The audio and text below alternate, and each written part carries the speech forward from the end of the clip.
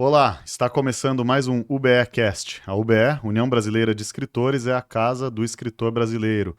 Associe-se em ube.org.br/associe e participe deste podcast, que tem trilha sonora original Candongas Não Fazem Festa, de Zeca Viana. Agradecemos também a Eliakim Batista, responsável pelas redes sociais da UBE, e a equipe do Gargamel Estúdio, onde estamos, Rodrigo Costa, André Luiz Albuquerque, Vitor Brandão e e Vinícius Souza. Eu sou o Felipe Franco Munhoz e hoje converso com André Santana. Muito obrigado, André, pela Estamos presença. aí, eu que agradeço. Dispensa apresentações. O André é autor de vários livros: Amor, Sexo, Amizade, O Paraíso é Bem Bacana, Em Verdades, O Brasil é Bom, Discurso sobre a Metástase, mais recente, e mais recente ainda, depois de Discurso sobre a Metástase, é a reedição de Amor, primeiro livro. Vamos falar sobre tudo isso aqui, e também da trajetória que o André tem envolvendo tanto a literatura quanto a música. Sou fã de tudo, declaradamente. É, eu queria te perguntar, André, assim, se a gente pode tirar alguns minutos aqui do começo para falar do Sérgio Santana, Claro. como foi crescer e conviver com um dos maiores autores que a gente já teve, o que você viu ele produzir. Bom, meu pai foi uma coisa assim, pro bem e pro mal. Pro mal foi porque observando a vida, o dia a dia dele, era muito complicado. Com meu pai ficava o dia inteiro trancado no quarto. Eu cresci desde criança ouvindo barulhinho da datilografia de máquina de escrever. E meu pai era muito sofrido, ele sofria muito para escrever, né? Eu lembro quando uma das primeiras coisas que ele falou sobre literatura, falou que era horrível, em geral, se dedicar a isso, que ele só tinha prazer com a literatura quando ele tinha a ideia e quando o livro ficava pronto. Mesmo assim, no dia seguinte que o livro foi lançado, ele já queria retirar das livrarias, já queria parar, e já ficava cheio de críticas, não conseguia ler de novo e tal. Agora, por outro lado, meu pai era um cara incrível, assim, como intelectual, como vamos dizer, quase guru mesmo. Embora minha literatura não tenha nada a ver com ele, assim, com a dele, né? A gente escreve coisas muito diferentes, mas toda a minha formação cultural, intelectual veio dele, né? Eu fui morar com ele quando eu tinha 14 anos de idade. Assim, meus pais tinham se separado alguns anos antes. Eu fui primeiro morar com a minha mãe em Ubatuba e fui para o Rio de Janeiro morar com meu pai aos 14 anos. E a gente parecia irmão, assim, embora ele já fosse velho, 40 anos. Eu tinha 14, ele tinha 40. A gente saía muito junto, ele me levava para todos os lugares. Eu conheci muita gente legal por causa dele. Então foi uma presença muito forte na minha vida. A gente sempre foi muito amigo, embora aquelas brigas todas, quando eu comecei a ficar adulto e não trabalhava ainda, ele que me sustentava, aí tinha aqueles atritos, mas nada que fosse grave assim, a gente se deu sempre muito bem, assim, foi. Você comentou que foi morar com ele com 14 anos. Antes disso, você já era um leitor? Eu sempre li muito. Ler, embora eu nunca na minha vida eu só resolvi ser escritor depois que eu já tinha lançado o primeiro livro. Mas eu sempre gostei de escrever. Eu era bom na escola, fazia redação, minhas redações sempre tiravam boas notas. Eu sempre e ler, eu li muito, li desde muito cedo. Quando eu era criança, criança mesmo, assim, com 6, 7 anos de idade, assim que eu aprendi a ler, eu começava a ler, e ler para mim ganhar um livro de Natal, de aniversário, era tão bom quanto ganhar um brinquedo. O livro sempre foi uma coisa muito. E eu fui até meio precoce nas minhas leituras, um pouco por causa. Meu pai era incrível também nisso. Eu, quando era. Estava na escola, estudava numa escola muito boa lá no Rio de Janeiro, num colégio muito bom. E a gente lia A Mão e a Luva de Machado de Assis. Então, meu primeiro contato com Machado de Assis, por exemplo, foi A Mão e a Luva. Eu tinha 14, 15 anos de idade. Era surfista, queria tocar guitarra e ficava lendo um livro que era uma senhorinha costurando o vestido de noivo dela. E para um cara de 14, 15 anos, guitarrista, surfista, horroroso, né? E eu comentei isso com meu pai. Meu pai começou a me dar livros sobre a história dos indígenas americanos, dos Sioux, Apaches, até livros meio best-sellers da época, Tubarão, Aeroporto, que eu ficava grudado disso aí foi. Aí o primeiro livro mais adulto assim que eu li, mas assim, foi o Feliz Ano Novo do Rubem Fonseca. Eu devia ter uns 13 anos de idade. E caiu na minha mão, muito por causa de um conto de futebol, que tinha um treino da seleção brasileira e tal. E eu li aquilo e fiquei fascinado. E todo mundo falou, pô, mas esse livro, com 13 anos de idade, não. Até hoje eu lembro. Eu não reli ele depois, mas até hoje eu lembro dos contos. Foi uma descoberta na minha vida. Agora, tem um momento, inclusive, que é muito bonito. Depois a gente fala mais sobre o livro, mas é muito tocante no discurso sobre a metástase, que você conta da sua trajetória do seu jeito, né? Você conta da sua trajetória pessoal, mas você fala, né, do André, que olha os livros do pai escritor e que ele descobre, vê aquelas lombadas todas iguais, em algum momento ele pega aquele livro, lê e entende, né? E passa a entender que o pai tinha alguma coisa a dizer, né? Então também teve um momento de um primeiro contato com a literatura feita pelo seu pai, né? Sim, também foi. Vamos dizer que o primeiro livro dele, eu sempre gostei muito de futebol, né? Então, o primeiro livro, que era Nota de Manfredo Rangel, repórter a respeito de Kramer, tinha um conto que era um pênalti, que era um goleiro em casa vendo o videotape do jogo e ele tinha. Teve um pênalti, não, o goleiro levou um frango no final do jogo. E aí, como eu gostava muito de futebol, aquilo me levou a ler o livro do meu pai. Aí a primeira leitura que eu fiz do Nota de Manfredo Rangel, eu ainda não entendia muito bem e tal. Mas logo depois veio Confissões de Ralph, que até hoje é o livro dele que eu mais gosto. Que aquilo ali também, vamos dizer que, junto com o Feliz Ano Novo do Rubem Fonseca, foi o livro que me levou para a literatura mais adulta, mais e tal, né? E aí, não, e eu sou fã do meu pai mesmo, assim, como, assim, eu fico até lamentando muito, assim, porque ele realmente sofria, ele era um cara, só no final da vida dele é que ele voltou a gostar de escrever, que ele começou a, acho que ele já não tinha muitas atividades, não fazia muita coisa, não se divertia muito, então a vida dele virou ser escrever de novo, e impressionante como até o fim ele conseguiu manter o nível. É normal que você vai ficar. Até eu já estou começando a sentir isso um pouco. Você vai ficando mais velho, aí você já escreveu muita coisa, já fez muita coisa, já. E às vezes você não consegue. Como esperar que o Rubem Fonseca, pouco antes de morrer, voltasse a escrever um livro tão impactante quanto foi o Feliz Ano Novo? Mas meu pai Olha, ele conseguia. estava publicando uma obra-prima por ano, né? Os últimos livros do São meu pai são maravilhosos, né? O Homem incríveis. e Mulher, aquela sequência é maravilhosa. É. Tem uma frase que você escreve no discurso sobre a metástase que diz: o André Santana não queria ser escritor como Sérgio Santana, que sempre escreveu como se estivesse numa guerra contra si mesmo. Então Exatamente. era isso, né? Mas antes da gente falar de você, escritor, você tem um primeiro contato com a música, né? Você falou que você queria ser guitarrista, você tem uma banda tal e qual. Não, pois é, a minha família é isso. Meu pai é escritor, além de família de escritores, né? Que meu pai, o irmão e a irmã dele, ambos são escritores. A família inteira. A casa, a biblioteca na casa do meu avô paterno era incrível, assim, tinha muita, sempre todos os livros, era um lugar. E já a família da minha mãe são 7 irmãos, todos músicos, todos. Ah, Então tinha o domingo, que era domingo, a feijoada na casa do avô domingo, na piscina, aquela coisa e tal. E tinha todos os instrumentos lá. Então, todo domingo era uma jam session. Meus tios eram jazzistas, tinha esses instrumentos de bandinha de coreto, trombone, tuba. Aí sempre, então era uma festa. Eu queria aquilo, que meus ídolos, mais que meu pai era ídolo como pai, mas meus tios era assim, eu queria ser que nem eles, assim, quando eu crescesse. Então, eu comecei, embora escrevesse na escola, e escrevia também, fazia meus diários ali, eu gostava, sempre gostei de escrever. Mas o que eu quis fazer na vida, aliás, da música, ainda veio o teatro também. aham. Porque minha mãe era pianista, percussionista e dava aula para criança e teatro e tal.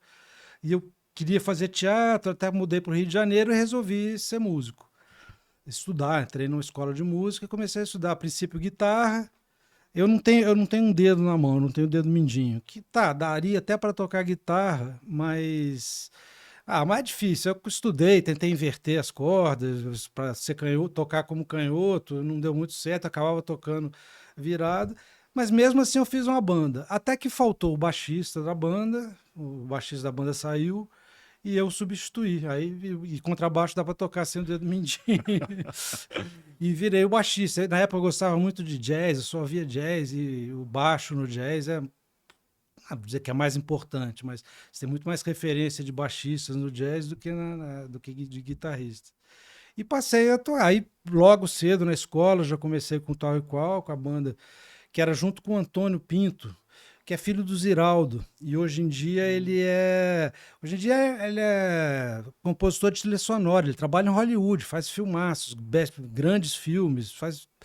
É, eu lembro que na época eu ia muito na casa dele, a gente começou a ensaiar o nosso grupo lá, o Tal e Qual. E a gente tinha nossos ídolos de jazz. Aí tinha o Stanley Clarke, né, que é o baixista. A gente comprava o disco do Stanley Clarke, ouvia 3, 4 vezes. Hoje em dia, o Stanley Clarke trabalha para o Antônio. O Antônio dirige ele lá nos Estados Unidos, em Hollywood e tal. Tinha o Berna Cepas, que hoje em dia é um super produtor, diretor musical, faz um monte. A banda era incrível. Era assim, tinha atores. Acabou virando uma coisa, mistura de música com teatro. Aí eu escrevia muito, eu tinha muitos textos para os shows, as letras de música e tal, mas não me considerava escritor, né? Os textos que você escrevia já iam no sentido dos textos que você apresenta? Depois a gente fala um pouco mais sobre Sons e Fúrias, mas já é essa proposta de estilo? Ou era diferente? Sim, é um pouco diferente. Vamos dizer que com o tempo amadureceu um pouco, mas já era isso um pouco. Eu lia texto durante shows, fazia pequenas encenações performáticas, assim e Uhum, tal, além das letras, né? Mas sempre tratando como um complemento da música, né? uhum. Hoje em dia, nos shows de Sons e Fúrias, eu nem toco.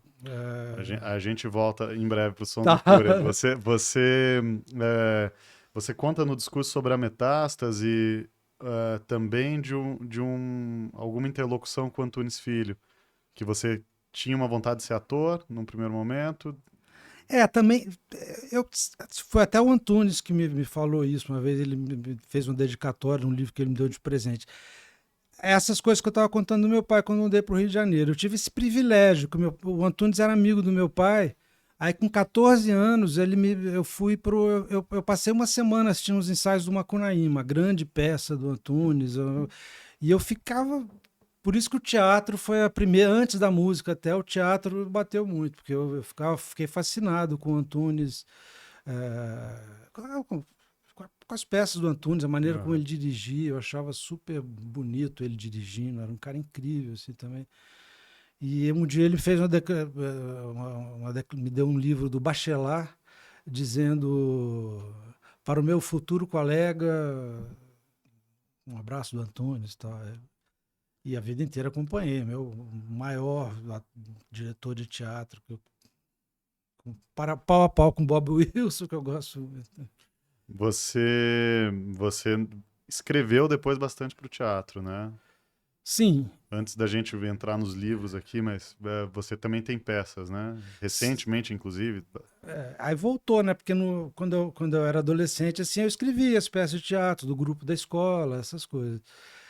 E depois, aí, bom, aí toquei a coisa de música, e performance, o tal e qual.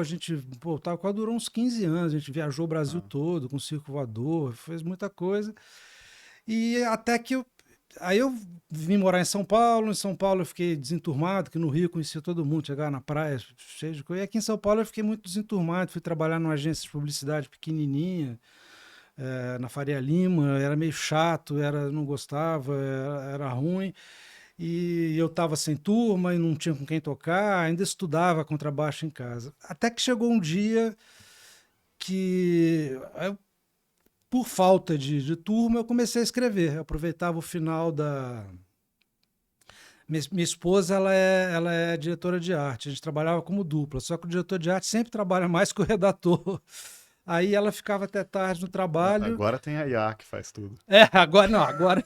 Não, minha profissão de redator publicitário acabou com a IA. Quantidade de folheto que eu escrevia, de banco, folheto de seguro de saúde, essas coisas. Até que hoje em dia, outro dia, um exercício que fizeram lá, me chamaram para ajudar uma amiga a fazer a divulgação do trabalho dela. Aí era um workshop, assim, aí me dividiu com uma pessoa que trabalha em agência hoje, uma menina que nem é da área de criação, que era da mídia. Aí ela perguntou sobre a Vanessa que canta comigo nos Sons e Fúrias. Como é que é a Vanessa? Eu falei umas 3 palavras. A Vanessa é versátil, ela faz coisas diferentes.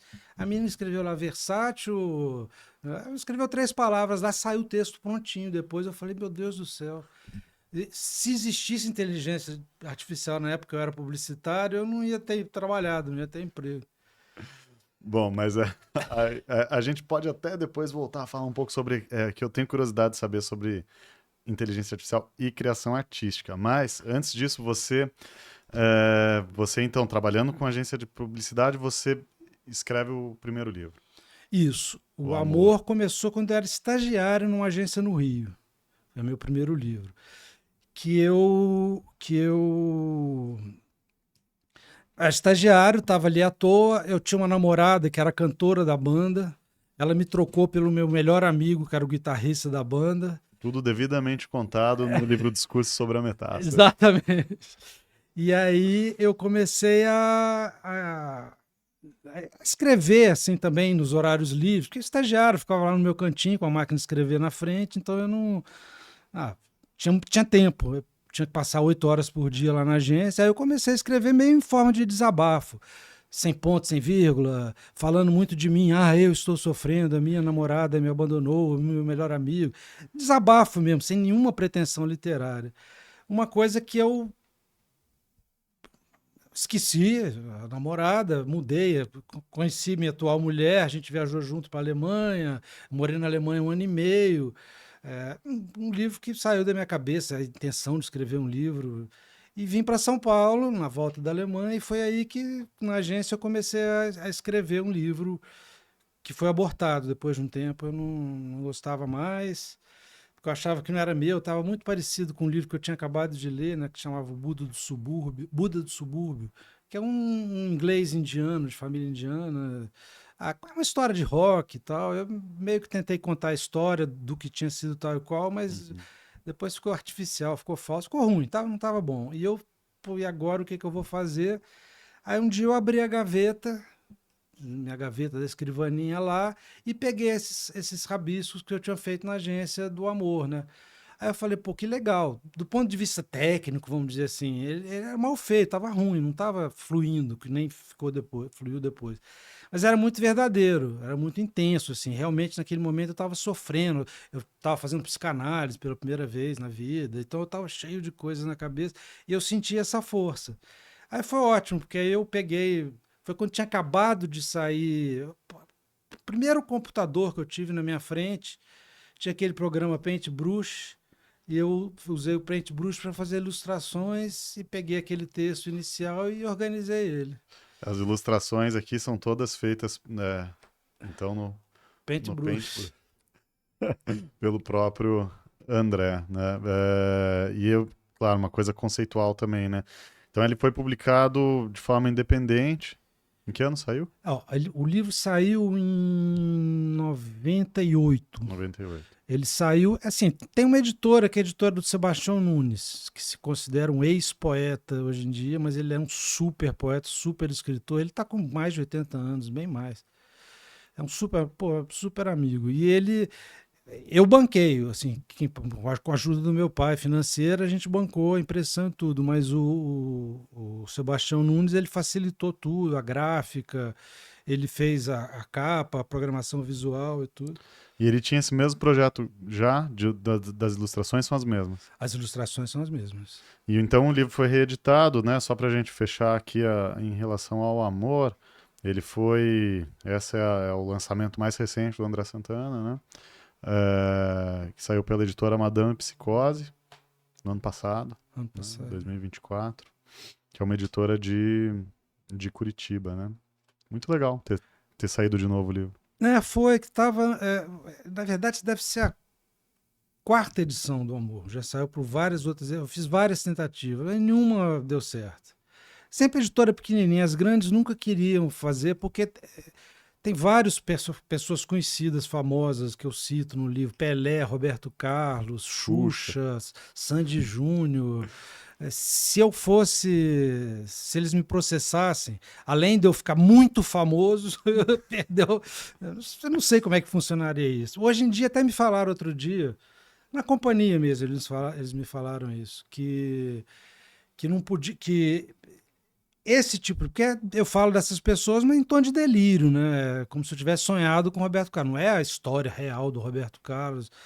Que isso não dá processo, isso não tem problema. Você não pode contar uma auto, fazer uma. Hoje em dia até pode, liberou também, mas até pouco tempo você não podia fazer uma Uma biografia não não autorizada. autorizada e tal. Aí eles preferiram não publicar Né, mas nesse porque. caso é arte pura, né? Assim, É, não tem nenhum vínculo com a verdade, né? ah, Mas enfim, o Amor, nova edição. Depois do Amor você publica então Sexo. aí foi no embalo, que o amor eu. E o sexo tem a ver com o discurso do que você ouvia na agência de Exato, propaganda. exato. Eu tinha feito o amor,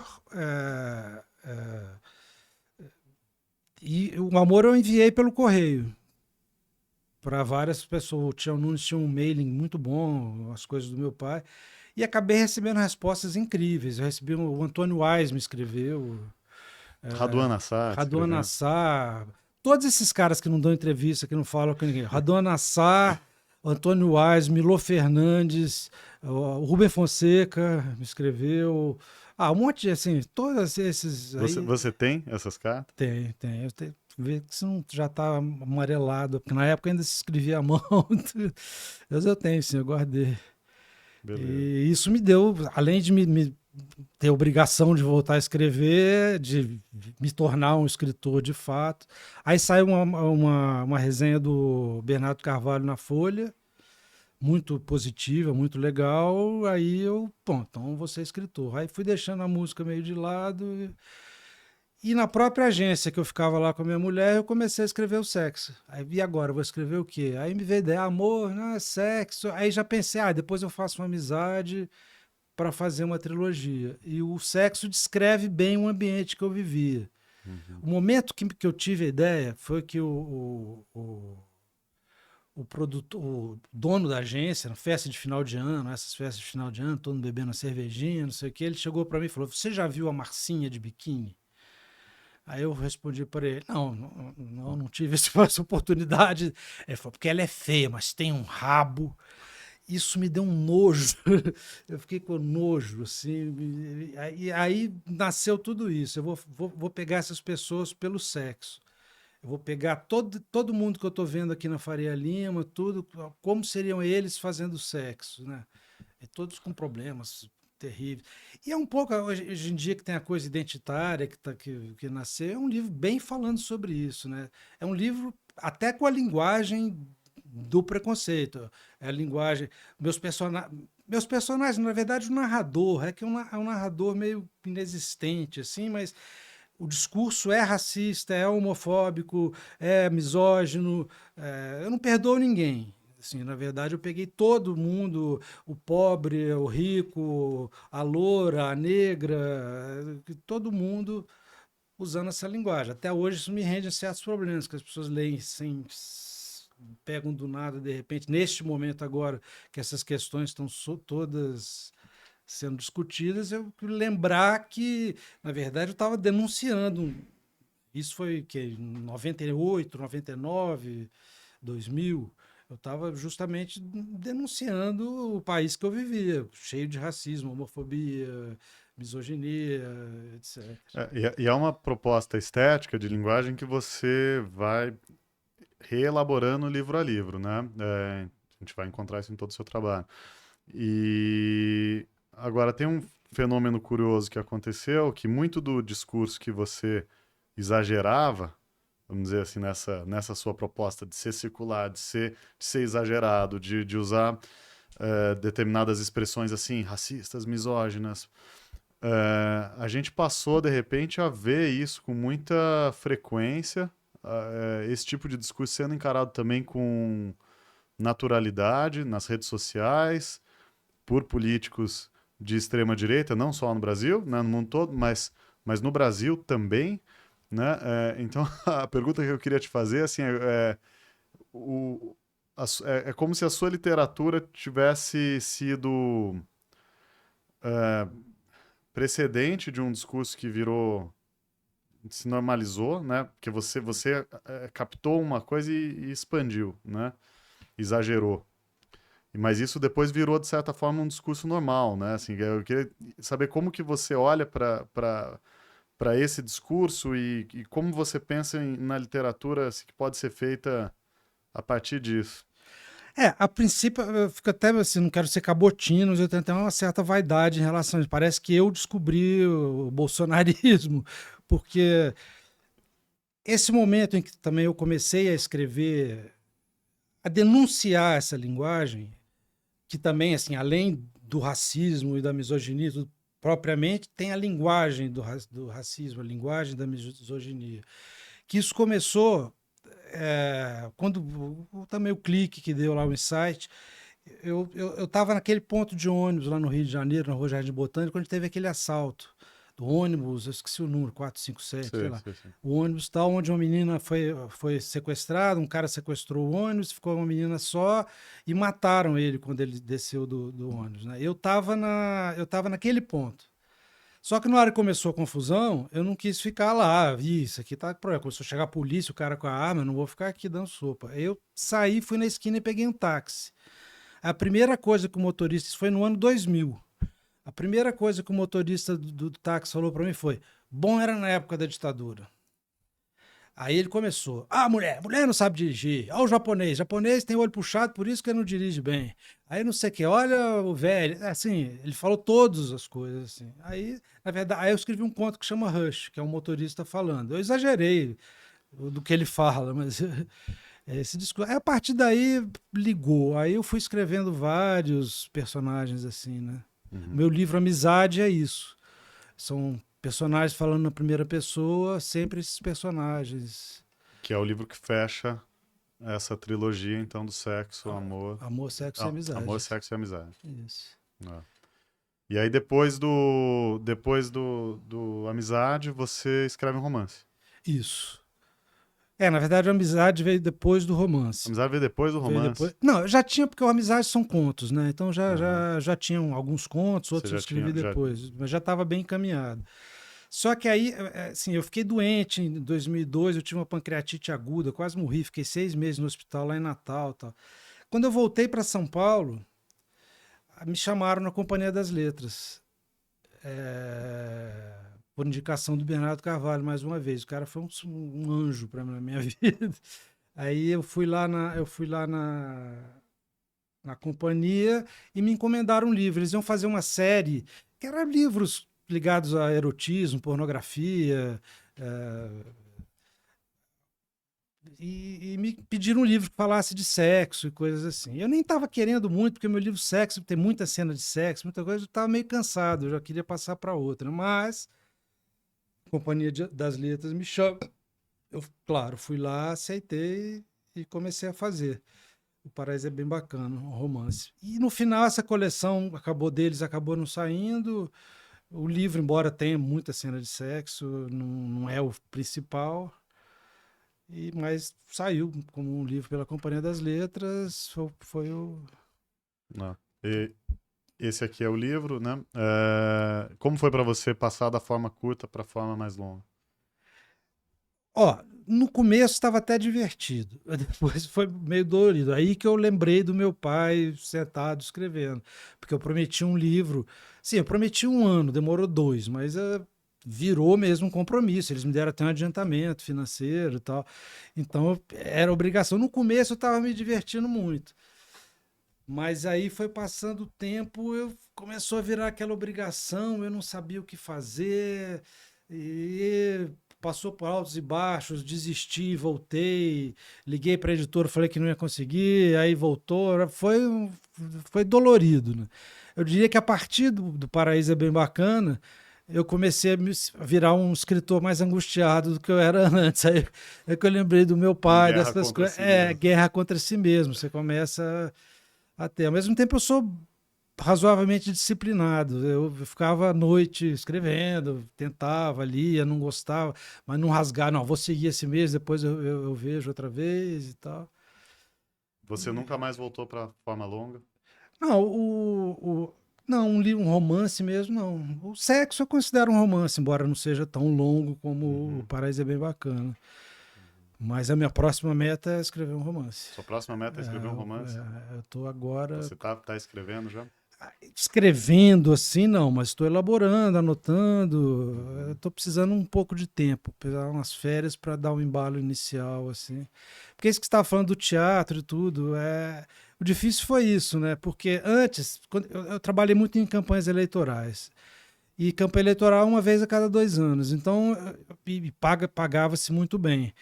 Eu ganhava meu dinheiro, minha vida com a campanha eleitoral, vivia 2 anos sendo artista. Então eu nunca tive muito compromisso com venda, nunca me preocupei em vender, em aparecer no jogo. As coisas vinham muito naturalmente, Uhum. tal. Mas a partir de uma certa altura, mais precisamente 2014, aí começaram descobriram que as campanhas eram cheias de dinheiro, cheias de lavagem de dinheiro. Campanha eleitoral, a gente não sabe nem quem está te pagando. Essa Uhum. coisa de viajar dinheiro na cueca é absolutamente normal. E nem, a partir de 2014, teve aquela denúncia do Delcídio do Amaral. E eu fiz a campanha do Delcídio lá. E foi uma época que eu estava, de fato, lançando qual livro? O Brasil é Bom. Estava relançando O Amor numa reedição que não deu certo. Tinha escrito uma peça de teatro para um amigo e tal. Aí começaram a me chamar para fazer teatro também, o Felipe Rich, a Bia Lessa. Aí eu falei, que bom, porque aí eu vou aos poucos saindo da campanha, eu acho que eu vou começar a ganhar vida com arte, que maravilha, né? Mas aí as coisas não foram bem assim. Aí passou-se alguns anos, no começo foi legal. Aí eu comecei a fazer muito teatro. Teatro, escrever roteiro. é, Agora, muito do que eu escrevi, para dizer, a maioria das coisas não emplacaram, porque tem a coisa do edital, aí você tem que entrar no edital, e quem escreve é o único que trabalha no risco, né? Porque os outros só entram na hora que vai produzir o filme, mas até o projeto mesmo, para entrar no edital, sou eu que escrevi, era eu que escrevi. E eu fiquei um pouco cansado, porque eu, pô, passei várias madrugadas escrevendo projetos que nunca aconteceram, gente que me chamou para trabalhar e depois sumiu. Aconteceu de tudo, né? E culminou com a pandemia. Que Uhum. aí eu parei de fazer campanha eleitoral, aí morreu meu pai, morreu minha mãe, a própria coisa de teatro começou a diminuir um pouco. Claro, diminuiu tudo, porque a pandemia fechou quase tudo, os teatros, não tinha. E depois na volta eu tô andando aí com a coisa de teatro, tem feito bastante coisa, teatro e música. Mas realmente eu tô querendo me concentrar mais para voltar, botar a literatura em primeiro lugar. Você tem peças prontas que não foram produzidas? Escritas? Tenho prontas. Sim, aquelas que precisa finalizar. O próprio discurso pela metade, o André Conte lá da Todavia, Ele tem uma peça no final, né? tem uma peça no final. A princípio ia ser um livro só de peças de teatro. Eu ia É mesmo. publicar umas 5, 6 peças de teatro. E eu primeiro porque eu sempre trabalhei com a companhia, assim, sempre, desde que publiquei para a Editora Grana, Uhum. sempre companhia, tão direto, eu já falei com eles lá na companhia. Não falei com quem mandava, falei com 2 amigos meus que trabalham lá, que são editores, e eles falaram, ó, vai ser difícil, que teatro aqui o pessoal, porque era logo depois da pandemia, eles não estão publicando, só quando é coisa muito assim, Ariano Suassuna, autores Uhum. muito, teatro tá complicado. Aí falei com o André Conte na Todavia, ele até brincou comigo, quando é romance você manda pra companhia, né, teatro você quer publicar comigo. Aí eu falei, deixa aí e tal, aí... Mas o que que aconteceu? Que o livro ele acaba tendo 3 partes, se eu não me engano, né? E É, a última é uma peça, é né? a última peça. Por que você decidiu então não fazer só uma coletânea de Não, peças isso foi e uma ideia que o próprio André Conte me deu. Ele chegou um dia e falou: André, eu estava vendo aqui. As minhas peças também têm textos longos, tem muitos monólogos, Aham. muitas coisas assim. Ele falou: Isso aqui dá um livro diferente, não dá nem para classificar muito se é crônica, se é conto, se é teatro, não sei o que, mas eu acho que você pode, em vez de fazer as peças, pegar das peças textos e separar, assim. Aí acabou. Ele fez um trabalho muito. Essa própria coisa de dividir em 3 partes, tudo foi, Uhum. foi, foi, Foi o André. foi o André. Foi um editor que me ajudou muito. Assim. Ele realmente participou tirando escrever o texto, o resto ele que pensou o livro. Uhum. Incrível. O, o seu pai ele era um autor do jeito dele também experimental, né? E você é muito radical, completamente para um outro lado, né? Assim, então você pode contar para gente um pouco como foi ter esse artista experimental como você já comentou aqui, né? Como influência que você conta também no discurso sobre a metástase, né? E como foi ao mesmo tempo para você definir a sua própria linguagem, né? Pelo que eu entendi aqui dessa nossa conversa, é uma coisa que aconteceu muito espontaneamente, né? Começando lá no amor, né? Os textos que você estava escrevendo quando estava sofrendo e captando muito dessa linguagem da agência de publicidade, mas o fato é que depois você chega num estilo muito próprio, né? E que tem muito impacto, né? Então eu queria saber tanto isso, essa bifurcação de experimentações na mesma casa, né? Que é uma coisa curiosa.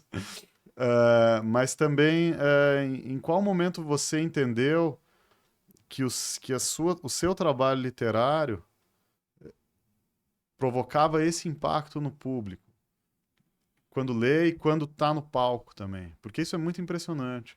O impacto todas as pessoas que são submetidas ao seu trabalho têm alguma reação evidente quando a gente tá assistindo. Bom, aquilo, meu pai o livro Confissões de Ralph é o livro mais maluco, mais doidão assim do meu pai. É um livro que deveria, não sei porque que até agora não estão relançando, porque realmente ele soaria até como novidade hoje em dia. Um livro muito fantástico, assim. E a última edição dele foi no ano 70, assim, nunca mais ele saiu de novo. E isso já estava em mim. Agora, meu pai meu pai nunca foi de passar a mão na minha cabeça, não. Ele não era. Muita gente até achou que eu estava na Companhia das Letras, que o meu pai me colocou lá, que eu era convidado para a feira de Frankfurt, que o meu pai. E não é verdade. Eu até já fui convidado a algumas coisas, porque para chamar meu pai, meu pai não gostava de ir em feira de livro, Bienal, da entrevista, também nada disso. Então muitas vezes eles me chamavam para eu convencer o meu pai a ir também. Já aconteceu isso. Mas de fato, nem a minha entrada na Companhia das Letras, nem nada disso teve a ver com meu pai. Meu pai, inclusive, era arredio completamente a essa Viva o coisa. Bernardo Carvalho. Nem sim, eu devo muito mais ao Bernardo Carvalho do que ao meu pai em relação a isso. Agora, ele sempre me cobrou muito, ele nunca facilitou, não. Até carta, quando eu morei na Alemanha, com tempos, pô, naquela época não tinha computador, celular. Eu li o jornal, um jornal brasileiro que chegava na estação de trem 15 dias depois. Então, eu li o resultado de futebol de 15 dias. Eu não tinha contato nenhum. Aí eu escrevi para meu pai, a resposta dele era correções de português, as coisas horríveis, assim, ele corrigia tudo. E eu sempre mandava coisas para ele falava, você é criativo e tudo, mas você precisa controlar melhor a linguagem, escrever. Ele sempre me cobrou muito. Quando eu mandei o amor para ele, aí ele falou, agora sim, eu acho que agora você tem uma coisa completamente, pô, nunca vi nada parecido. Foi até engraçado, porque a primeira editora que eu mandei o livro, que ele mandou, inclusive, meu pai mandou, foi a Relume do Mará. E veio uma resposta da pessoa que fez o parecer, deve ser um professor, um jornal, eu não sei quem é, não estava assinada, né? Eu não sei quem escreveu. Escreveu uma carta elogiando muito o livro, falando que ele tinha, mas no final ele não recomendava o livro para a editora, porque não sabia em que estante da livraria ia colocar o livro. Bom, isso é um elogio, eu fiquei feliz, pô, tô fazendo fora da estante, fora da caixinha. Mas ao mesmo tempo, claro, na época eu estava louco para publicar meu livro e tal. Ainda bem que não publiquei depois e, e deu tudo certo. O amor, do qual eu tive a honra de participar aqui do lançamento, eu estava olhando pro Felipe que abriu o Amor em São Paulo. E eu deixo junto aqui a pulseira de artista do Pickens. Quando eu voltei para casa, eu deixei o livro assim, em cima de um. Meu pai estava me visitando.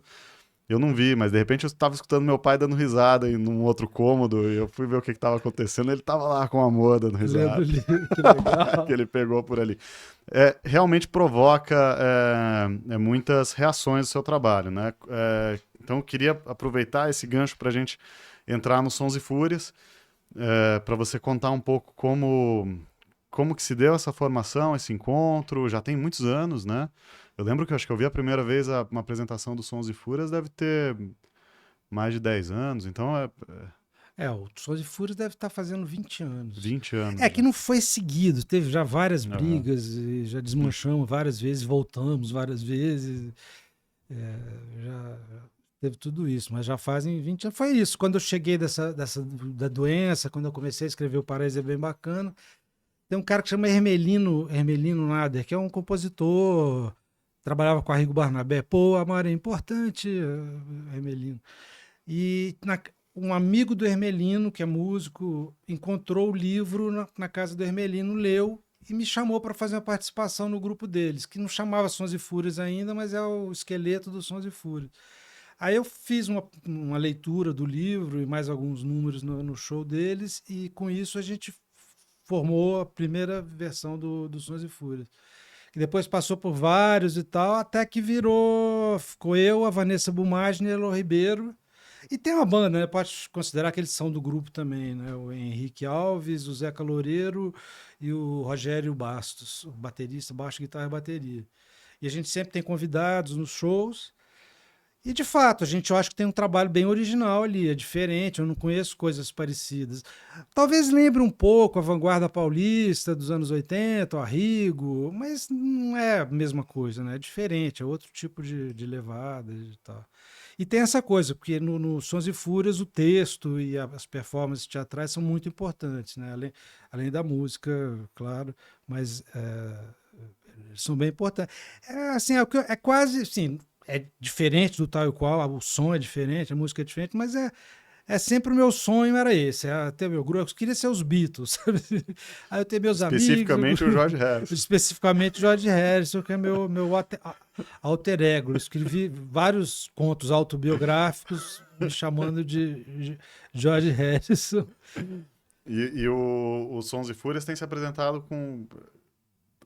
Eu assisti recentemente no Sesc No 24 de no maio. 24 de maio. A gente, na pandemia, teve um atrito lá entre as duas cantoras, numa live, que tinha um outro grupo que a gente estava, durante a pandemia, todo sábado à noite a gente juntava, e com o Tata Aeroplano, a, a Bluebell, Malu Maria, o Cuca do Bexiga 70, a gente estava sempre se falando no sábado à noite. Começamos a compor pela internet junto ali naquela hora. A Elô chegava em casa, fazia os arranjos todos e a gente fez, pô, quase 19 músicas lives durante a pandemia. Só que no meio numa dessas, teve uma discussão entre a Elô e a Vanessa e elas acabaram os Sons e Fúrias. Eu fiquei super mal, porque os Sons e Fúrias é minha paixão do momento. E a gente ficou uns 2 anos sem fazer nada. Aos poucos, como já tinha acontecido antes, elas foram se aproximando de novo, ficando amigas outra vez.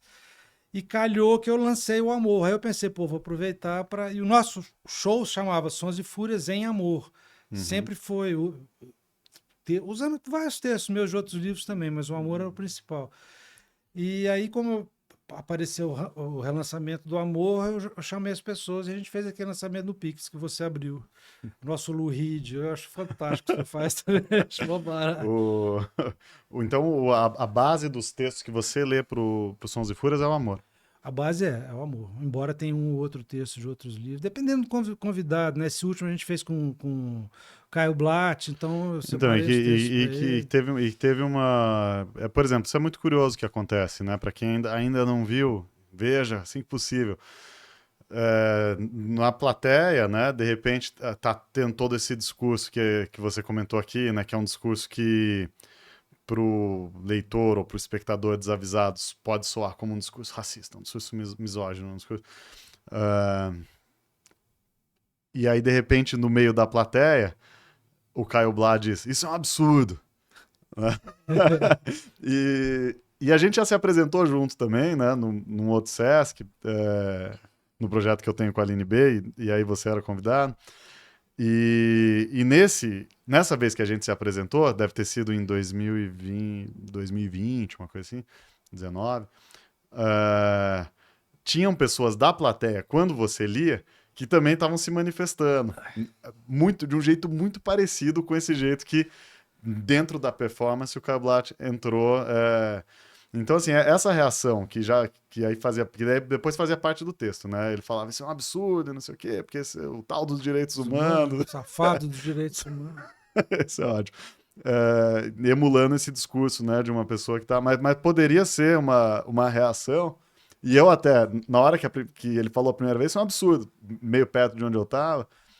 A primeira coisa que eu pensei, eu falei, tem alguém já incomodado que vai fazer uma cena aqui, porque não tá gostando do discurso, né?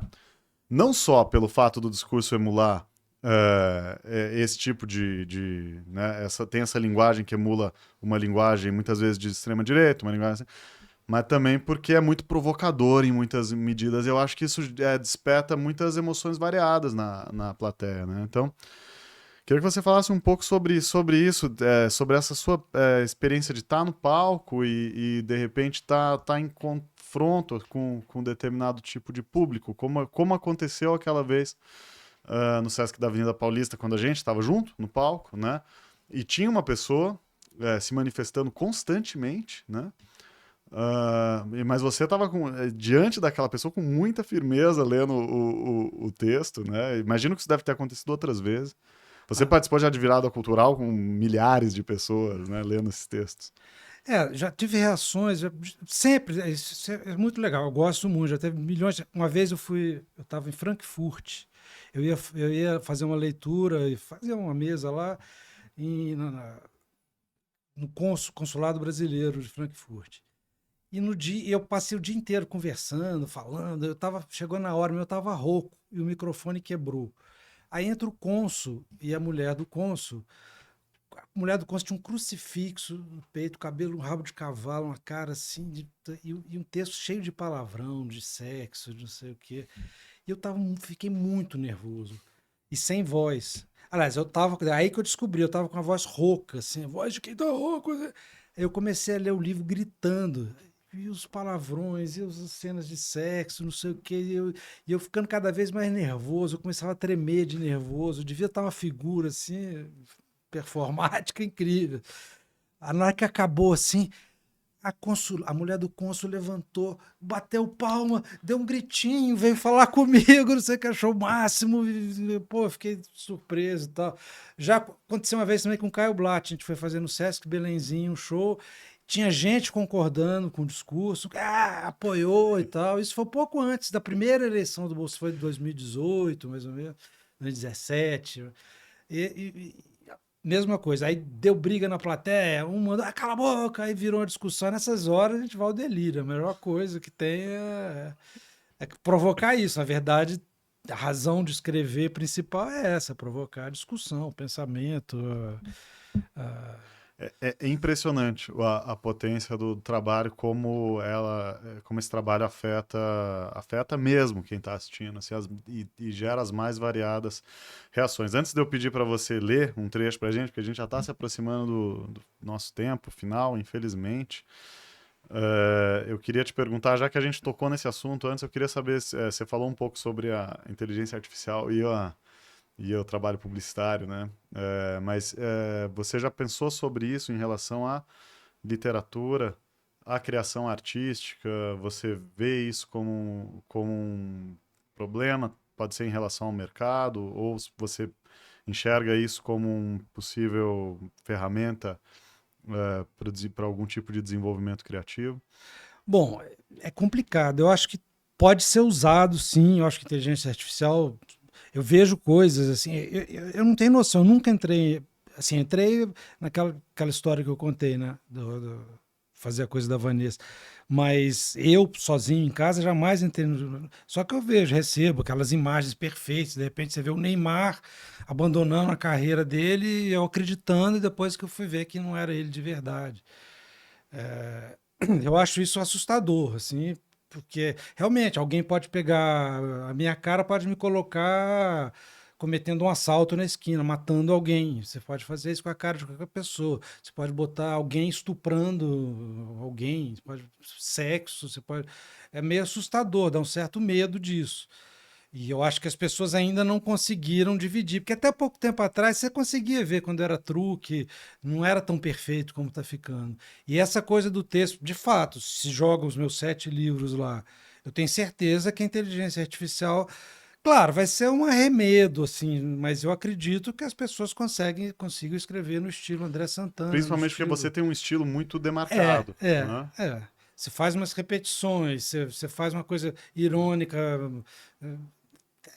não é difícil fazer. Agora, esse impulso inicial de quando você começa uma coisa, isso aí nunca vai acabar, né? Eu acho, para a arte.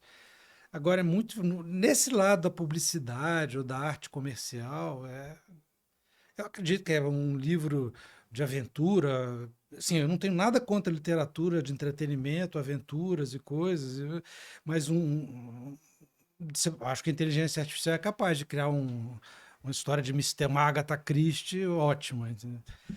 Mas eu ainda aposto um pouco em quem está experimentando, quem está escrevendo diferente, quem está buscando em si mesmo a própria linguagem, né? Uhum. Eu acho que a arte, a literatura é uma coisa pessoal, né?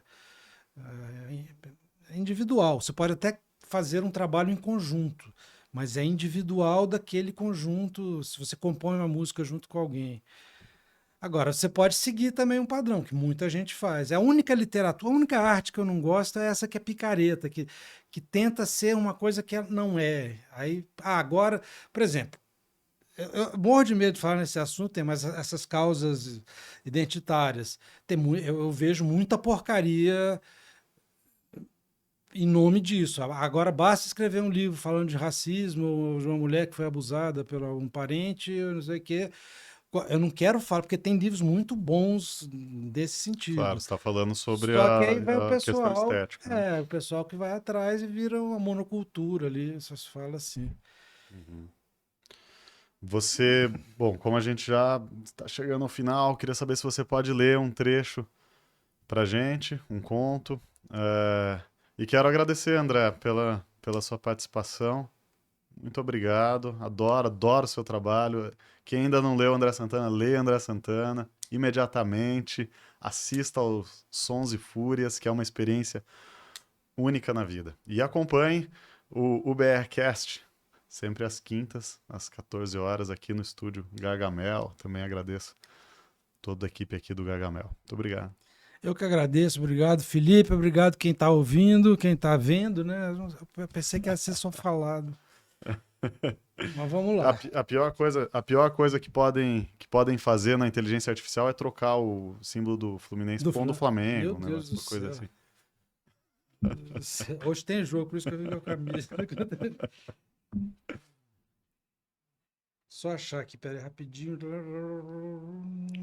Aproveito então e deixo o recado Ah, não, é esse. Não. para que escritores brasileiros associem-se em ube.org.br/associe e participe deste podcast.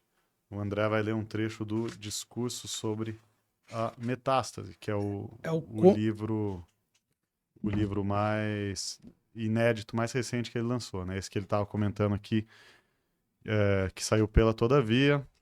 É um livro que tem uma mistura de trechos mais curtos, com alguma reflexão de memória, que ele fala da trajetória pessoal dele de um jeito muito irreverente, nesse momento, que é um momento que eu adoro do livro, em que o personagem é tanto André quanto George Harrison. E, e também nessas divisões tem uma parte que é uma peça de teatro. Então, um livro que eu também recomendo com muito entusiasmo, discurso sobre a metástase do André Santana. Nosso gênio, pela Todavia. Que Obrigado, isso. André, pela participação aqui. Então vamos lá. O nome do conto é O Indivíduo Mais Importante que Existe. Você era apenas um organismo unicelular que nasceu fazendo parte de uma manada de indivíduos unicelulares sem cérebro para realizar sua tarefa simplicíssima de reproduzir o máximo possível o seu gene único. Até que Deus, ou seria o acaso é Deus? Não, sim, Deus existe. Deus existe, mas eu sou contra. Onde eu estava mesmo?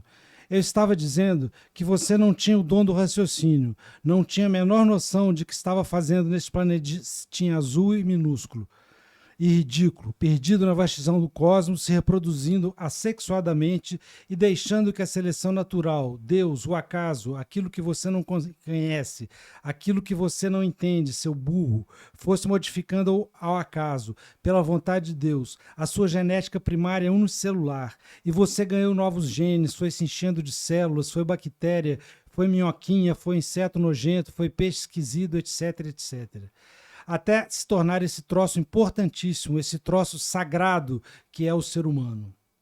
Mesmo depois de ganhar um cérebro, aparelho impressionante que Deus inventou a partir de carbono e água, você continuou burro e só queria saber de ingerir matéria orgânica para preencher o vazio interior, produzir cocô e ficar se esfregando em colegas de espécie toda vez que sentia inconscientemente o odor dos hormônios deles.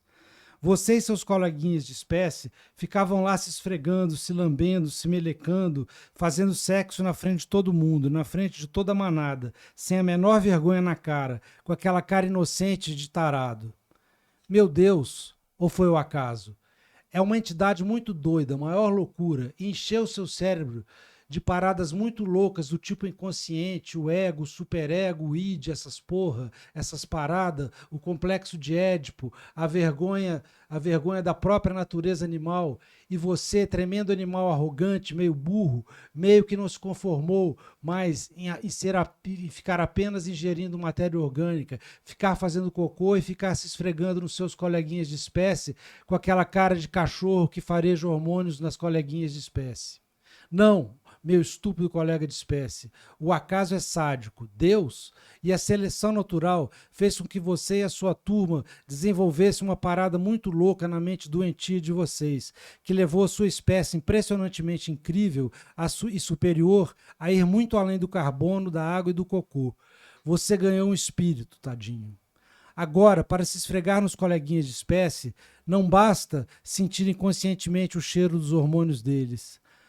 Antes de ir lá e ficar lambendo, chupando e trocando fluidos com o coleguinha de espécie, você tem que tomar um vinhozinho com ele, tem que dar beijinho, escutar música da novela, comer fondue à luz de velas, ouvir jazz, escrever poemas de amor, compor sinfonias, escrever o falso do Goethe, torturar virgens captadas na tribo inimiga, ganhar dinheiro, fazer ginástica usando uma camiseta verde fosforescente e assim, enfim, ter algum tipo de importância que faça com que os indivíduos com os quais você quer se esfregar, lamber e trocar fluidos melequentos se sintam sexualmente atraídos por você. Transmitir os seus genes ao máximo possível de indivíduos da sua espécie incrível nem é mais o objetivo mais importante. O mais importante agora é a sua importância como personagem mais importante que existe no espetáculo cheio de sons e fúrias que nada significa, para que os coleguinhas de espécie e você próprio, a nível de indivíduo, jamais percebam que você e seus coleguinhas de espécie burros não têm a menor importância no movimento da expansão das galáxias, não têm a menor importância para o Deus. Como assim o acaso? Que está lá, fazendo as paradas muito loucas dele, misturando carbono com água, abrindo buracos negros comedores de galáxias lá no cosmo, essas porra todas, ignorando baldes a existência de você enquanto indivíduo espiritual e pretensioso. Sendo assim, semelhante meu, meu irmão, você vai fazer de tudo para simular uma grande importância na sua existência. Você vai fingir para si mesmo que é um herói, aquele troço sagrado, troço incrível a nível de indivíduo, da espécie escolhida por Deus para ser a melhor. Você vai liderar um movimento revolucionário que mudará a história da espécie. Vai escrever o romance onde tudo estará escrito. Vai pensar o discurso filosófico que elucidará os mistérios da existência. Vai fazer mais de 1000 gols. Vai se integrar ao todo e atingir o nirvana. Vai cometer um ato terrorista no metrô, matando meia dúzia de criancinhas, um trabalhador proletário, um professor de matemática e 2 senhoras de idade. Ou você vai sair por aí, com o cabelo todo assim na cabeça, sacudindo os braços, a musculatura definidaça, com o andar, um jogo de cintura de quem é indivíduo diferenciado.